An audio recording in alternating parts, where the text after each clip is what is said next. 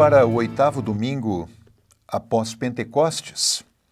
Nós temos para esse dia o Evangelho conforme Marcos, capítulo 6, 14 a 29, que trata da morte de João Batista, o Salmo 85 e o texto de Amós 7, com o profeta sendo então colocado diante de uma situação difícil lá com seu povo, mas ainda assim enviado por Deus para proclamar. Mas eu gostaria de tomar como nosso texto base hoje para o estudo o texto da Epístola, que está em Efésios capítulo 1, versículos 3 a 14. Neste e nos próximos 7 domingos, as leituras da Epístola serão da carta aos Efésios. E uma ideia é que aqueles que vão pregar sobre a cada domingo poderiam, eventualmente, tomar esses 8 domingos como uma oportunidade para uma reflexão sobre a carta aos Efésios como um todo. Então, no dia de hoje, olharemos o primeiro texto para esse 8º domingo após Pentecostes, já no primeiro capítulo, logo no início, no versículo 3 até o versículo 14. A carta aos Efésios é uma epístola bastante importante de Paulo. Normalmente se diz que é a carta da igreja, porque o tema da igreja cristã é um tema que aparece fortemente nessa carta, mas evidentemente que não é o único tema. Alguns dos temas muito fundamentais na teologia do apóstolo Paulo e na teologia do Novo Testamento estão dentro dessa carta. E, naturalmente, também o tema da unidade da igreja, que já vai aparecer indiretamente nesse primeiro texto. Esse texto de Efésios 1, 3 a 14, nós poderíamos dizer de antemão que é um texto que ressalta a obra trinitária. Nós vamos notar claramente nesse texto a obra do Pai, através do Filho, e mais ao final do texto também o papel do Espírito Santo. Também vamos observar nesse texto que ele ressalta de uma maneira muito forte a graça de Deus, uma expressão que Paulo vai usar mais de uma vez, do louvor da glória de Deus que se manifesta em ele ser gracioso, trazendo a redenção. Então vamos ao texto, Efésios 1, versículo 3. Eulogetos hoteos kai pater tu Kyriou hemon Iesu Christou. O texto começa com uma bendição, com um louvor a Deus. Bendito, eulogetos. Bendito o Deus e Pai do nosso Senhor Jesus Cristo. Ho eulogesas remas, o qual nos abençoou. Aqui nós temos uma forma do particípio auristo, de eulogel. Por um lado, o verbo aqui é usado na forma de um adjetivo no início para Deus. Deus é bendito e ele também nos bendiz, por assim dizer, ele nos abençoa. En passe eulogia, com toda bênção, ou em toda bênção pneumatique, em toda bênção espiritual. Importante lembrar que o espiritual aqui não significa necessariamente, como muitas vezes se pode imaginar, algo que é contrário ao material. Espiritual, na teologia de Paulo, sempre evoca a ação do Espírito, o Espírito Santo. Então, uma bênção espiritual é uma bênção de Deus, uma bênção do seu Espírito, que envolve naturalmente a vida da pessoa, corpo e alma, a pessoa inteira. Então, ele nos abençoou com toda a bênção espiritual, en tois epuranios en Christo. Epuranios, essa é uma expressão usada 5 vezes aqui no livro de Efésios e nenhuma outra vez no Novo Testamento. Então, ela é tipicamente desta carta de Paulo aos cristãos de Éfeso. Epuranios celestiais nos dá a ideia daquilo que é próprio de Deus realizar. As regiões celestiais é uma maneira de dizer onde Deus está. Em outras palavras, é o que chamaríamos de uma metonímia. Se fala do lugar, mas realmente está se querendo falar daquele que está naquele lugar e aquele que está em toda parte, que é Deus. Então, ele nos abençoou com toda a bênção espiritual nas regiões celestes em Cristo, ou seja, tipicamente uma obra que Deus realiza e é em Cristo. Vale a pena aqui também olhar essa expressão, en Christo. Ela é usada 76 vezes no Novo Testamento e 9 delas aqui na carta aos Efésios. Quando incluído um artigo, en to Christo, também ela é utilizada 6 vezes no Novo Testamento, 4 delas aqui em Efésios. Ainda, além disso, ainda há outras expressões como enautou nele, referindo-se a Cristo. Ou seja, é uma expressão que aparece muito no Novo Testamento e particularmente nesta carta. Em Cristo, pode nos dar a ideia, por um lado, da preposição aqui instrumental, ou seja, que Deus nos abençoou com toda a bênção espiritual, nas regiões espirituais, naquilo que se refere à nossa relação com Deus, por meio de Cristo, sendo Cristo instrumento da sua bênção. E essa é uma possibilidade. No entanto, outra forma de entender o en Christo, e isso transparece bastante no conteúdo de Efésios, é dar a ideia de uma comunhão com Cristo. Nós estamos em Cristo, nós pelo batismo fomos incluídos em Cristo. Lembramos já a própria palavra de Jesus, ao final do Evangelho de Mateus, quando ele ordena fazer discípulos, batizando em nome, literalmente para dentro do nome do Pai, do Filho e do Espírito Santo, ou seja, estabelecendo uma comunhão íntima do crente com Cristo. Essa, poderíamos dizer, é uma linguagem tipicamente batismal. Então, Deus nos abençoou com toda a bênção espiritual nas regiões celestiais, nos colocando na comunhão com Cristo. Versículo 4, katos exelexato remas enauto, conforme nos escolheu, ek legomai. Aqui nós temos uma forma do auristo do indicativo na voz média. Poderíamos traduzir escolheu para si mesmo, acentuando aqui a voz média. Então, conforme ele nos escolheu, enautou, nele.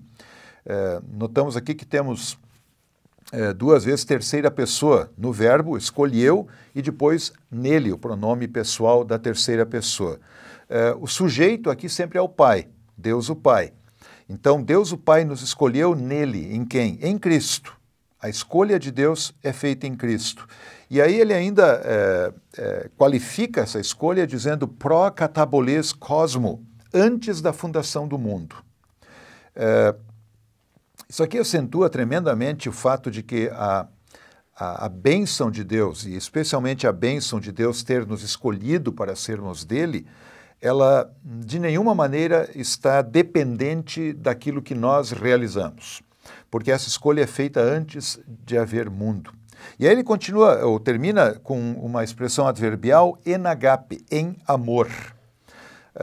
A pergunta que alguns comentaristas fazem é se esse en agape, esse em amor, deveria qualificar o verbo anterior, o que de certa forma é o mais usual, que seria lá o verbo exelexato, ele nos escolheu nele em amor, ou se na verdade ele está ligado ao verbo que vem logo depois, no versículo 5, o primeiro verbo, proaurizo. O que parece ser até uma tendência de Paulo em alguns momentos nesta carta, de colocar essa expressão adverbial antes mesmo do verbo. E aí ficaria assim, retomando o versículo 4 e aí seguindo no versículo 5. Conforme ele nos escolheu nele, em Cristo, antes da fundação do mundo, para sermos santos e hagios kai amomos, santos e sem culpa, inculpáveis, katenopionautu, diante dele, ou seja, essa santidade e ausência de culpa vale diante de Deus, en agape, em amor, versículo 5, pro orissas remas eis hiotesian dia Jesu Christu. Pro orizo significa predestinar. Aqui nós temos uma forma do particípio auristo. Então, se nós ligarmos a parte en agape do versículo anterior com este verbo, seria algo do tipo, em amor ele nos predestinou, eis hiotesian, para a filiação, ou seja, para sermos filhos de Deus, por meio de Jesus Cristo. Eis auton para ele.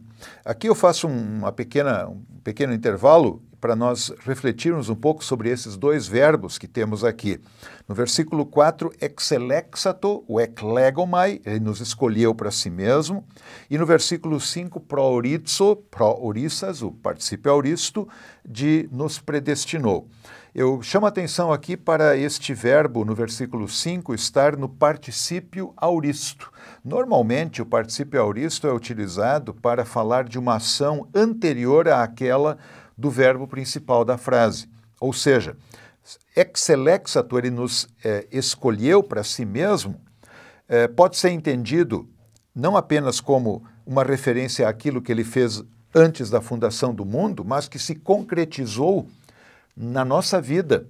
E aqui, certamente, Paulo pensa no evento em que Deus nos abriu para uma nova vida através do batismo.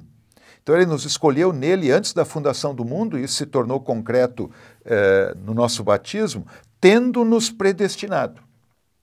Ou seja, em amor, ele já nos havia escolhido para sermos filhos, por meio de Jesus Cristo, para ele. E o texto continua, katateneudokian tu telematos autu, conforme o agrado da sua vontade. Paulo gosta muito de usar expressões desse tipo, em que ele coloca dois substantivos, o segundo deles estando no genitivo. Então, o agrado da sua vontade. O que significa isso?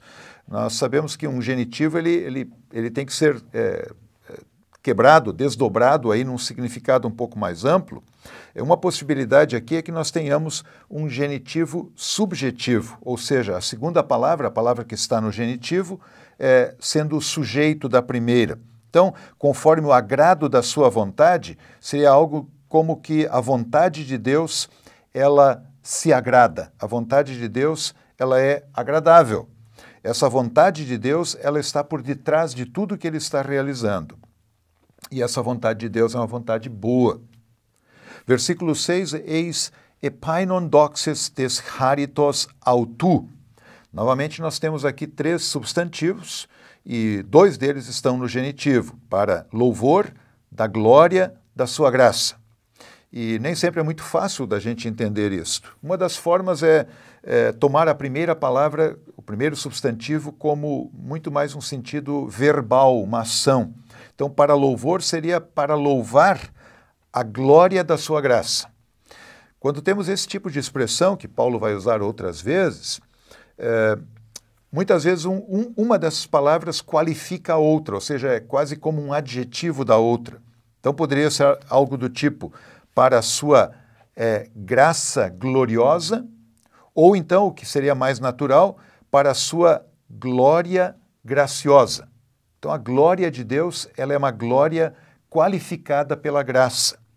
Então, essa ação de Deus, ela louva, epainon, ela enaltece, ela chama a atenção para a glória de Deus. Mas essa glória de Deus é caracterizada por graça. Esse é um ponto bastante importante aqui dentro de todo esse texto de Paulo. Continuando, res echaritosen remas ento agapemeno, que ele concedeu gratuitamente. Echaritosen, é um auristo, é uma ação, para nós, no amado. Evidentemente que aqui o amado, novamente, é uma referência a Jesus. Chama atenção para essas inúmeras vezes em que o apóstolo Paulo mostra a ação de Deus, uma ação benéfica a nosso favor, sempre sendo qualificada com em Cristo, nele, no amado. A ação de Deus para conosco, ela sempre é feita em Jesus Cristo. Versículo 7. En ho echomen ten apolitrosin diatu haimatus autu, no qual nós temos a redenção por meio do seu sangue. Importante lembrar que quando se fala do sangue de Cristo, essa é uma referência à sua ação, à sua morte de cruz, ou seja, a redenção que nós temos é uma redenção dada por meio da obra concreta de Cristo em derramar o seu sangue por nós. Tenafesin ton paraptomaton, o perdão das transgressões. Katatu plutos tes haritos autu, conforme a riqueza da sua graça. Novamente, se entendemos aqui uma relação de adjetivo, essa graça rica de Deus. a graça rica de Deus manifestada no perdão dos pecados que recebemos pela obra sacrificial de Cristo. Versículo 8, res epericeusen eis remas, a qual ele concedeu abundantemente, ela tornou abundante. Periceu é algo que é abundante, algo que é volumoso. Essa graça dele é grandiosa, então, para nós. En pace sophia kai phronese, em toda sabedoria e entendimento, conhecimento. Versículo 9, gnorissas hemin to mysterion tu telematos autu, dando-nos a conhecer, ou tendo-nos dado a conhecer, o mistério da sua vontade. A palavra mistério é uma palavra que Paulo utiliza mais de uma vez nessa carta aos Efésios, e também na carta aos Colossenses ele utiliza, e ele vai falar um pouco mais sobre isso no capítulo 3, sobre o mistério, mas basicamente nós temos que lembrar que o mistério é algo que tem que ser revelado, algo que não é aberto para o conhecimento humano pela sua própria força ou entendimento. O mistério de Deus é algo que ele revela, e ele revela sempre na obra de Jesus Cristo. Particularmente nesta carta, lá no capítulo 3, ele vai mostrar como esse mistério teve a ver com a união da sua igreja em Cristo, tanto judeus como gentios unidos na mesma igreja. Então ele nos deu a conhecer o mistério da sua vontade. Essa vontade não é conhecida naturalmente. Deus tem que revelá-la. E aí continua dizendo, katateneudokia nautu, conforme o bem-querer dele, hen proeteto enauto, o qual proeteto, nós temos aqui uma forma do auristo, do indicativo na voz média, de protitemi, que significa colocar ou estabelecer.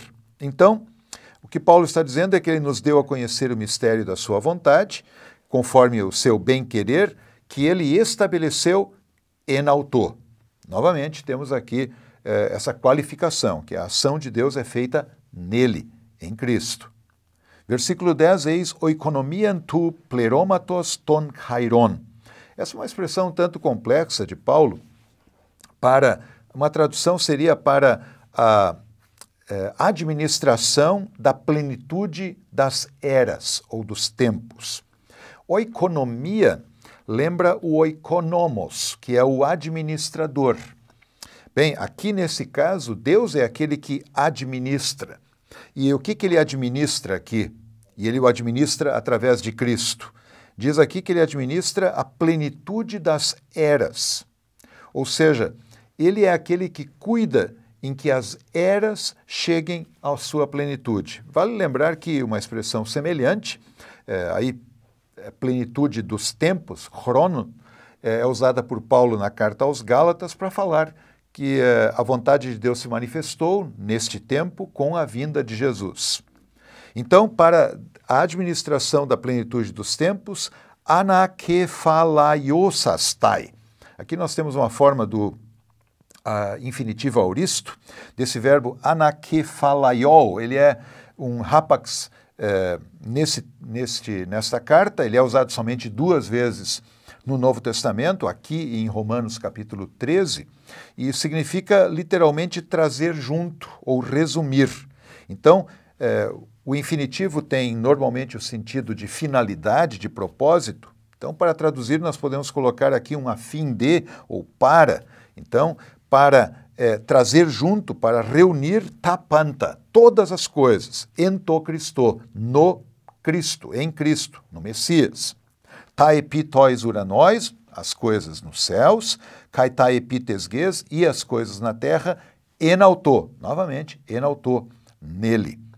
Então, Deus administra a plenitude dos tempos para resumir tudo, para trazer junto tudo em Cristo, as coisas no céu e na terra. Podemos entender aqui que nesta obra de Deus, que Ele dá-nos a conhecer em Cristo, Ele está trazendo junto aquilo que estava separado. O próprio Deus com a humanidade. Deus nos traz para a comunhão com Ele em Cristo. Essa é a sua administração da plenitude dos tempos. Versículo 11, enho kai eklerotemen. Klerou é o verbo usado para herdar algo, ou tornar alguém herdeiro de algo. E aqui nós temos uma forma do auristo do indicativo na voz passiva. Então, primeira pessoa do plural, no qual também nós fomos tornados herdeiros. Essa é a ideia.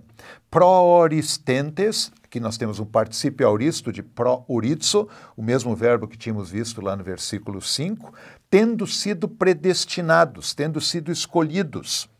Então, esse tornado herdeiro, ele tem por trás de si a escolha de Deus. Deus nos escolheu. Katá protesin, continua Paulo, conforme o querer dele, conforme o propósito dele, conforme a intenção dele, poderíamos traduzir assim. Conforme, então, a intenção de Deus, tu ta panta energuntos, daquele que opera, tu energuntos, nós temos aqui uma forma do particípio presente, de energel, no seu uso adjetivo. Então, conforme o propósito daquele que opera tapanta, todas as coisas, aquele que realiza tudo.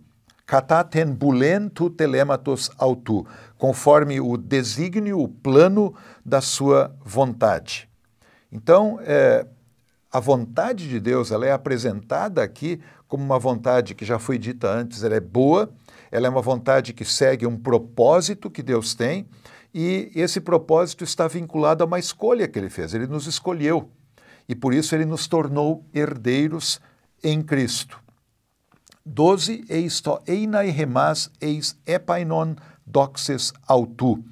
Para nós sermos, e aqui eu chamo a atenção que nós temos o pronome pessoal remas no acusativo, e ele é o sujeito do verbo ser, verbo eimi, porque o verbo eimi aqui está no infinitivo. O infinitivo normalmente toma o sujeito no acusativo. Então, para nós sermos para louvor da sua glória.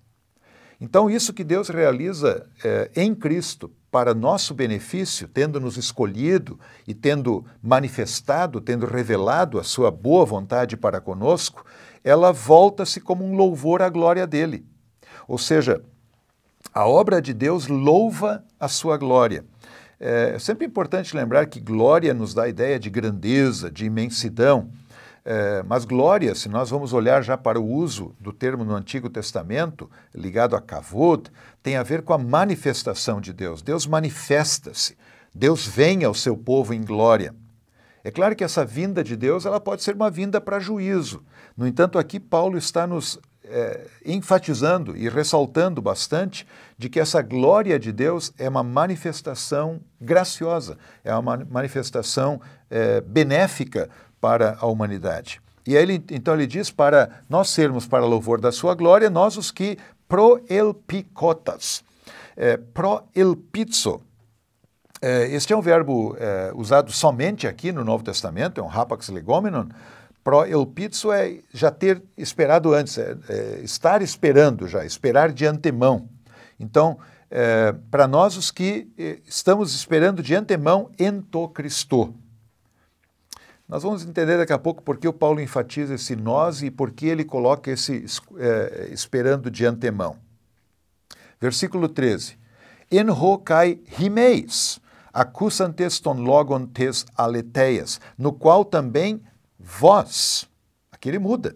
Até agora ele falou sempre do nós, e aqui ele diz agora vós, no qual também, em Cristo, vós accusantes, participio auristo, tendo ouvido, ton logon tes aleteias, a palavra da verdade, aqui nós podemos entender como a palavra verdadeira, ou a palavra que revela a vontade, a verdade de Deus, né? A aletheia. Então, vós, tendo ouvido a palavra da verdade, to evangelion tes soterias rimon, o evangelho da vossa salvação, o evangelho que vos salva, en ho kai pisteusantes, no qual também tendo crido, esfragistete, fostes selados. Esfragizo é colocar um selo, é marcar. E aqui nós temos um auristo do indicativo na voz passiva. O auristo dá a ideia de uma ação no tempo, uma ação passada. Novamente, Paulo parece aqui estar usando uma linguagem batismal. Deus os reuniu a si, Deus os tornou a sua vontade concreta na vida desse povo, tendo selado-os. E isso lembra, então, aquilo que Deus realiza no batismo. E ele qualifica isso dizendo to pneuma, tes evangelias to hagio, com o Espírito Santo da promessa, o Espírito Santo prometido. Aqui entra o Espírito Santo os selou. Uma palavrinha sobre o nós e o vós aqui. Um dos grandes temas dessa carta é que em Cristo Deus tem apenas um povo, não dois. Portanto, aqueles que eram originariamente de um povo judeu e aqueles que são de uma etnia gentílica, os cristãos da Ásia, por exemplo, lá da cidade de Éfeso, boa parte deles certamente gentios, formam uma só igreja.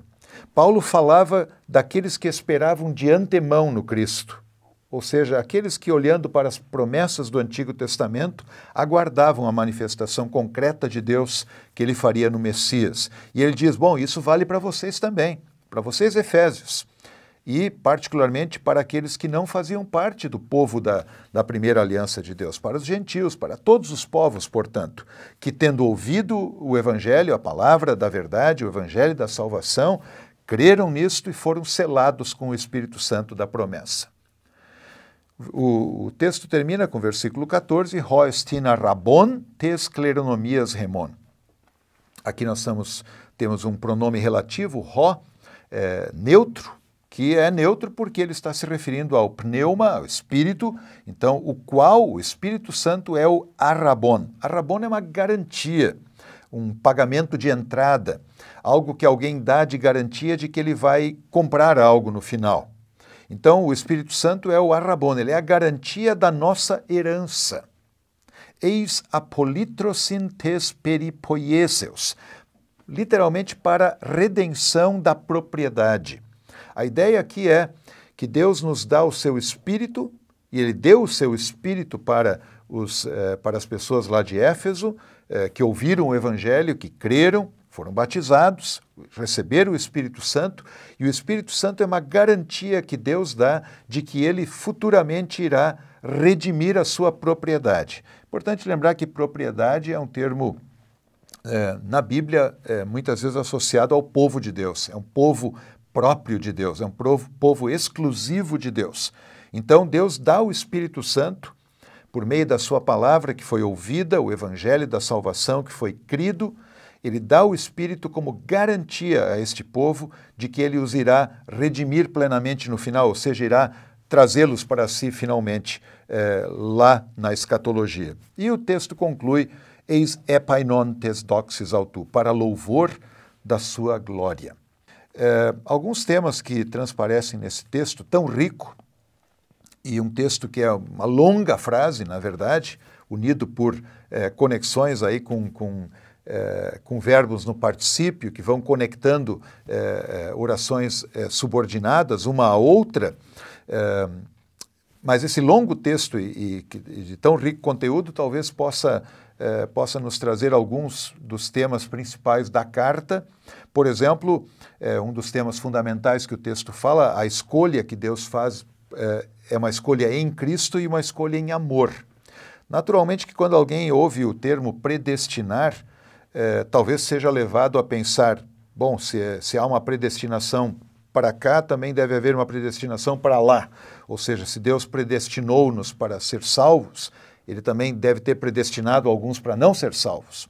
E, na verdade, o texto não fala absolutamente nada sobre isso.